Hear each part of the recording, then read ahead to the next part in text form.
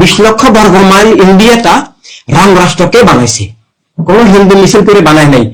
তখন উপমহাদেশের একমাত্র রাজনৈতিক দল কংগ্রেস 1947 সালে মুসলিম লীগ বলল যে হিন্দুর জন্য হিন্দুস্তান হবে, বার্মা হবে বৌদ্ধদের, পাকিস্তান হবে মুসলমানদের। এটা আত্মঘাতী থিওরি। পৃথিবীর ইতিহাসের সবচেয়ে ভয়ঙ্কর মুশরিকি রাষ্ট্র রাম রাষ্ট্র মুসলমানরা তৈরি করে দিল। এই 20 লক্ষ বর্গ মাইল ইন্ডিয়াটা রাম রাষ্ট্রকে বানাইছে, কোন হিন্দু মিছিল করে বানায় নাই। তখন উপমহাদেশের একমাত্র রাজনৈতিক দল কংগ্রেস এই কথা বলে নাই রাষ্ট্র কেবল মুসলমানের বা রাষ্ট্র কেবল হিন্দুর, এটা বলে নাই।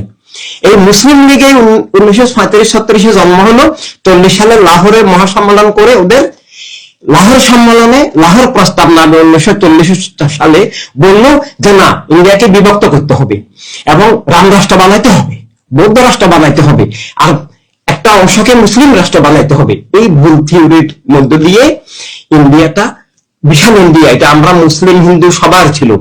আমরা সেখানে 20 লক্ষ বর্গ মাইলের নাগরিক, আমরা সেখানে যা কিছু করা, ইসলাম প্রচার করি, ব্যবসা বাণিজ্য করি, বিয়ে শাদী করি, একবারে এই বিশাল একটা জগৎ আমাদের হাতে ছিল।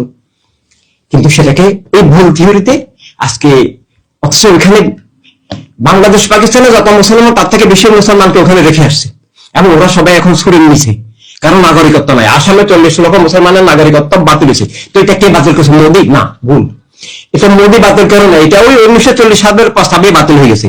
রাম রাষ্ট্র বলার সাথে সাথে মুসলমান এখানে থাকতে পারবে না, মসজিদ মাজার থাকবে না, আল্লাহ তাআলার নাম থাকবে না, আল্লাহ হাবিব সাল্লাল্লাহু আলাইহি ওয়াসাল্লামের নাম থাকবে না, সেখানে ইসলাম মুসলিম এগুলো থাকবে না। এটা তো মুসলমানরাই লিখে দিয়ে আসছে যে এটা কেবল রামের, এখানে আল্লাহকে এখান থেকে বিতাড়িত করো, এখানে শুধু এটা রামের রাষ্ট্র।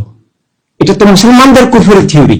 এই জন্য রাজনৈতিক ময়দানে গেছে কিন্তু রাজনীতি না জেনে সেখানে মানে একদম সব ধ্বংস করে দিয়ে আসছে, ভয়ঙ্কর ব্যাপার।